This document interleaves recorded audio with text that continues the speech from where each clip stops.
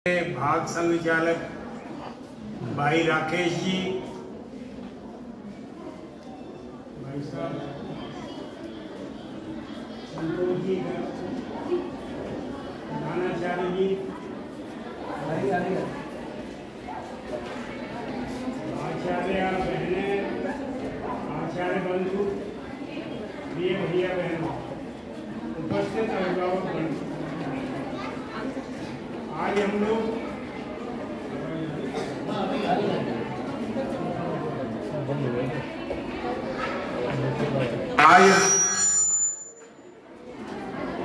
आज हम 26 जनवरी पर गणतंत्र दिवस मनाने के लिए एकत्रित हुए हैं। अपने दो राष्ट्रीय दिवस हैं, 15 अगस्त को स्वतंत्रता दिवस और 26 जनवरी को गणतंत्र दिवस। गणतंत्र दिवस यानी आज के दिन संविधान लागू हुआ 26 जनवरी 1950, यानी आज 75 वर्ष पूरे हो गए।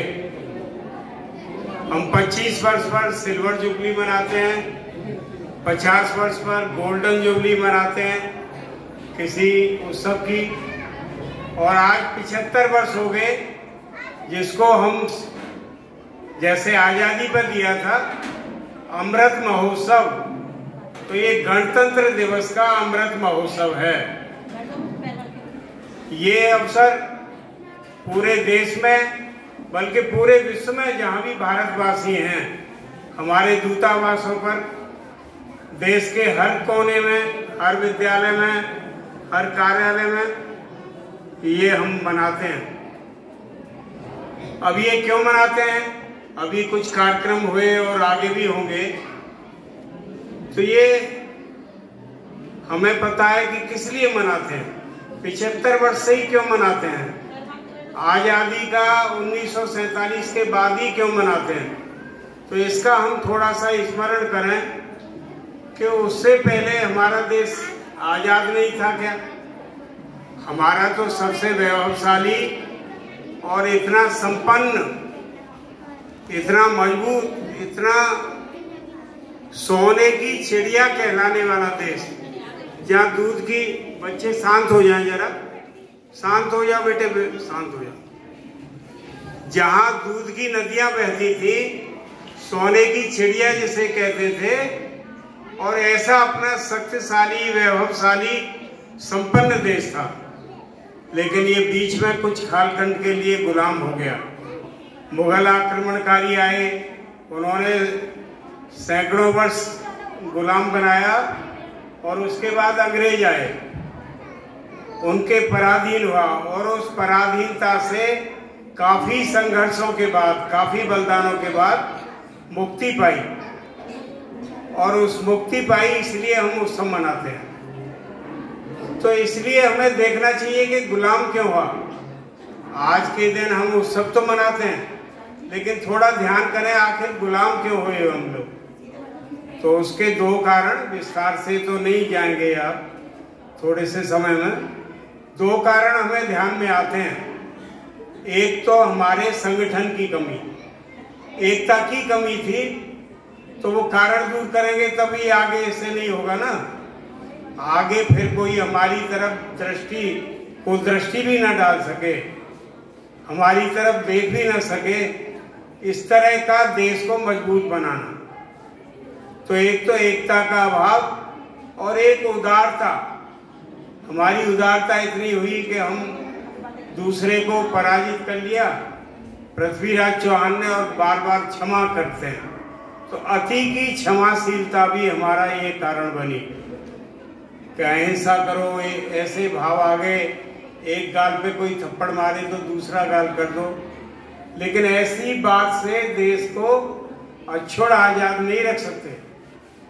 तो हमारे यहाँ क्या है, वीरता की बात करते हैं। तो उसके लिए क्या किया जाए कि ऐसा हो। अपना संविधान तो बन गया, लेकिन संविधान को लागू कौन करेगा? लागू कराने वाले भी तो चाहिए।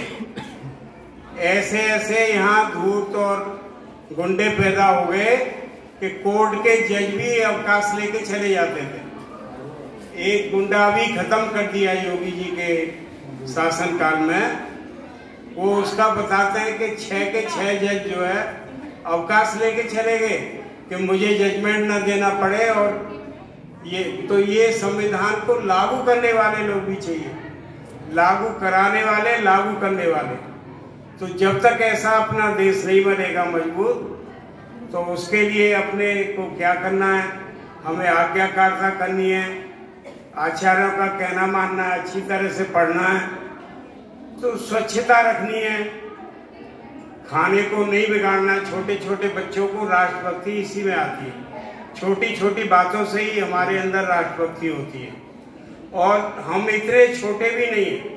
कई लोगों को लगता होगा कि छोटे छोटे बच्चे अभी से राष्ट्रभक्ति क्या सीखें, इनके बीच क्यों मनाया जाए। तो मैं एक उदाहरण दूंगा, ज्यादा नहीं विस्तार करूंगा अपनी बात का, कि हमने कभी पूर्व छात्र सम्मेलन किया था। हमारे 25,000 इस तरह के विद्यालय हैं, शिशु मंदिर, विद्या मंदिर, उसमें 35 लाख बच्चे पढ़ते हैं और 25 लाख पुराने छात्र हैं जो पढ़ चुके हैं। तो ऐसे पूर्व छात्रों का अपने प्रांत का एक सम्मेलन श्री जी बाबा में किया था। तो उसमें एक छात्र आया, भावेश, जो सेनापति था। आप में है कोई सेनापति बना होगा, अध्यक्ष भी होगा। तो वहां पे सेनापति था कासगंज के विद्यालय। उन दिनों सहयोग से मैं ही देख रहा था, कासगंज के 5 विद्यालय का प्रबंधन मेरी ओर था। तो उसने भावेश ने बताया कि जो पत्थरबाज थे कश्मीर में, पहले पत्थर